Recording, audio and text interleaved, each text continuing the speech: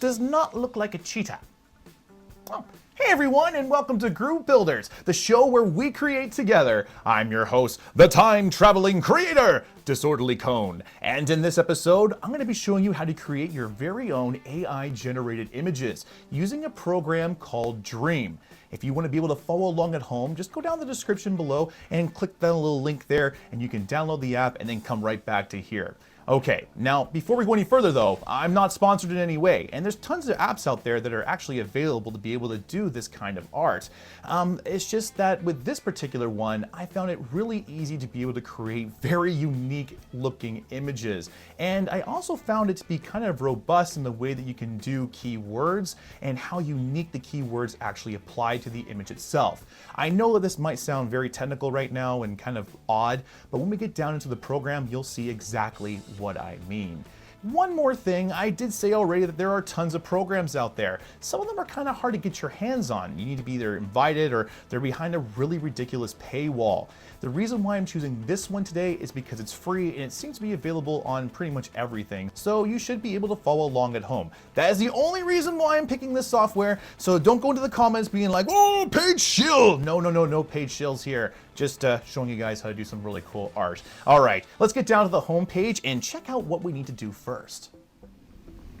And there we have it, our home screen all ready to go. Now on this screen we see some styles and also some featured projects. All of these things right now we don't need. We need to go down to that little plus there, and when we do that we come to the main creation screen. Now this is where we put in all of our variables to have the AI create our image. We have some prompt words, then we have a style choice which gives it the overall flavor, and then we have our little source image. Now we don't have to use a source image, but I do highly recommend it. It definitely gives it its own personal thing, especially when you take pictures of something that maybe is a really cool texture or even a picture of yourself and play with it. I definitely recommend trying to do pretty much anything you can with this program and seeing what you come up with.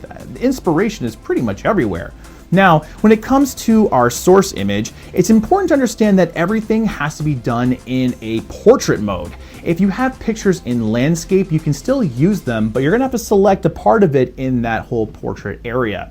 Now, let's go ahead and show you what I mean here real quickly. Let's go ahead and take this little picture of the TARDIS here. You can see that it is actually kind of a landscape a portrait picture, but you can see that you only have a limited selection. I'm gonna zoom in on this TARDIS right here, and I'm gonna click next. This is gonna now upload it into my program, and we can start adding things into the prompt word section.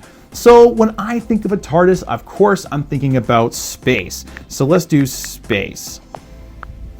And I love Stephen King. Stephen King is one of my favorite writers of all time. And one of my favorite series from him is actually The Dark Tower. So let's go ahead and put in The Dark Tower as well. And because, again, Stephen King fan, let's put in a turtle. Now, the Doctor absolutely loves fish sticks and custard, so let's put those in. You know what? I think that that's actually pretty good. Now we need to select our style. Let's do something a little bit interesting. Let's go ahead and select something that's not premium, because those are all paid. I want to do something that you guys can select at home too. So, let's go ahead and try the psych one here. And now the very last thing, what we're gonna see is this whole influence. Now, a strong influence means that it's gonna use the source image as much as possible. A weak influence means it's gonna pretty much just use a very little bit of it and do its own thing. Very unique images depending on what you decide to do here. So let's go ahead and try it on the strong, and then we'll go to the weak one. So first, let's give it a go here. This is now taking all of those variables that we put in, and it's creating a very unique image based on those things. You can see it kind of morphing the picture a little bit here. And then finally, boom, we get our picture. Now this does look kind of interesting. It's kind of given it a really almost painted look, and I actually kind of like this, but I'm interested to see what other things it can come up with. If we wanted to save this image, we would just go down to publish. Now you can name it where it says the name artwork, and you can also take away those tags if you don't want to see them later just by selecting that off. Now, again, I want to see what else we can come up with here. So I'm going to generate again, and this is going to use the exact same variables that we had, but it's going to do a little bit of a different dance. Okay, now I'm not really seeing any of the turtle in here at all. I'm not seeing much of any of the other prompts. I do see some stuff in there, like there is definitely some space elements, and it's trying to do some space elements. But again, I'm not super happy with this one. Let's go back and let's adjust our influence. Let's put it to normal and see what we get this time. This one is thinking quite a bit. I think that this one's struggling a little bit. It's like, okay, let me just try to think of this one through. You're really pushing my buttons on this one. Okay, now this looks very interesting. We have a dark kind of towery thing on the left-hand side, definitely inspired by some space in there too. And at the very top, it looks like there's like almost kind of a cloud city kind of weird ocean thing going on. Very cool. And let's play with this one more time and put this to the weak influence and see what we come up with. Now, if the normal one took some time, I'm imagining that this one's going to take some time too. But already, whoa, that looks so cool. I love this. I love the whole like kind of floating-esque kind of city kind of ball-y thing up there. Very neat. Almost like a layered cake, really. Is that a floating cake? I think it's a floating cake. And then we have, I love the man in black there on the right. I love that man in black. That's fantastic. I didn't even tell it to do the man in black, yet it did the man in black. And we have, of course, the dark tower there in the back, but no sign of a turtle. But I love this picture. I think it's great, and we're going to call it the dark tower. Actually, let's call it the tower. Actually, you know what's really cool about this? Is it almost looks like the rose, and I didn't even put the rose in there. It just kind of did it, didn't it? It's very cool. As you see, I'm geeking out right now, hardcore. That's really cool. If you guys haven't read the Dark Tower series, you are robbing yourself. Okay, let's call this the rose, actually. The rose. I love that. I love it. We'll take off the prompt, and we will now publish this. Now, I'm gonna go put this onto my Instagram, and I would love to see your pictures that you're creating at home too. Just do me a favor, use the hashtag Groove Builders so I can make it really easy for me to find you. I love sharing all of your projects and the cool stuff you guys build every single day on there. And if you wanna go ahead and follow me on there too, I would like that as well. All right, let's get back to creating one more really cool image. Now for this one, I'm gonna use an image that I actually took when I was in Toronto at a really good taco restaurant in Kensington Market. If you know this place, go ahead and put it down in the comments down below. Unfortunately, I forget it. So anyway, with this one here, I wanna go ahead and use some prompts that I've actually used from before. So we can do this by clicking the little prompt history button. Then we can go down here and select the prompt that we like the most. This one being tacos, like I already said. Little Shop of Horrors, because why not? The DeLorean, because pink neon, and everything that's remotely 80s now has to have some kind of pink neon in it. I mean, and then we also have space, because space is freaking awesome. Okay, let's see what we get here when we try Dark Fantasy. I think Dark Fantasy, we're in for that one. Let's do Dark Fantasy. And let's stick with normal this time. Let's just get right to the business here. Actually, you know what? Let's go strong first, and we'll work our way back. We'll do 3 pictures, the last one being the one probably that we're gonna like the most. But who knows? We never know what we're gonna get with these pictures. I actually really like that. That's kind of cool. It's almost like the back of the DeLorean in a way. And there's kind of like a digital taco up there too. It really didn't do much with the shoulder. If you know the picture, it's actually a lady's shoulder there on the bottom left-hand side, and didn't really do much with that. But okay, not the greatest. Let's go back here and try normal. It was actually cool though. I mean, I did like that whole like little pink taco. But let's see what we get this time around. Okay, I like it. It's got like this like really kind of interesting, again, it has like that little shop there. It definitely did the Little Shop of Horrors thing. It almost has like a little plant there too. Very cool. No taco at all this time though. Again, I think it looks neat, but it's definitely not what I'm wanting. Let's try a weak influence this time.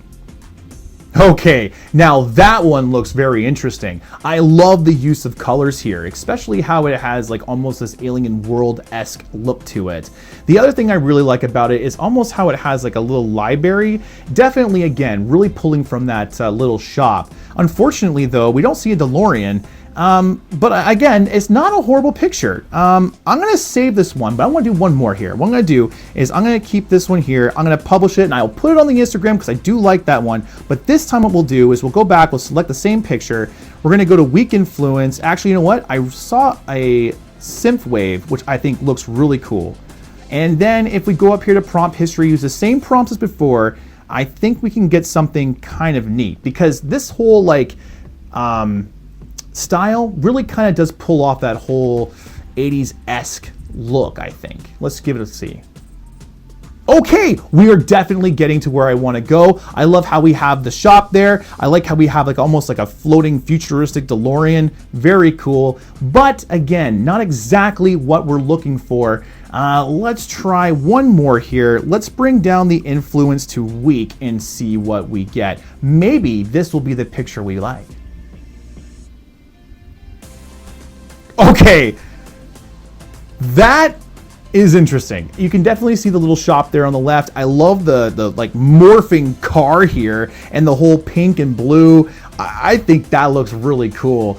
I almost want to try it one more time, but I don't want to lose this image because it does look so unique. Oh man, you know what? Life is about risk. Let's do one more together and then we'll publish it. Okay, so let's go ahead and do this. Let's see what we get. All right, that's it right there. I love this. It's almost like a futuristic town in space on a really weird planet somewhere. And you know for a fact that they're serving tacos there, they're dripping some kind of neon blue kind of ooze or something. And you know for a fact they also serve that blue milk. That looks really neat. So what we're gonna do is we're gonna take this one here and we are also going to publish it. I'm gonna call it Tacos. Oh, I'm gonna call it the Goo Taco. Goo Taco. Sweet. I love it. All right, there we go. We've created two very unique images together, and I've shown you guys how to use this program to hopefully be able to create your own stuff at home. As you saw, this was very easy to do, and it really does come down to how creative you are with both your prompt words and your original source image to be able to create something that's really unique from the AI. Now, there's a lot of controversy out there about using this technology in order to be able to create art and saying that it's not really art. I actually completely disagree with these people.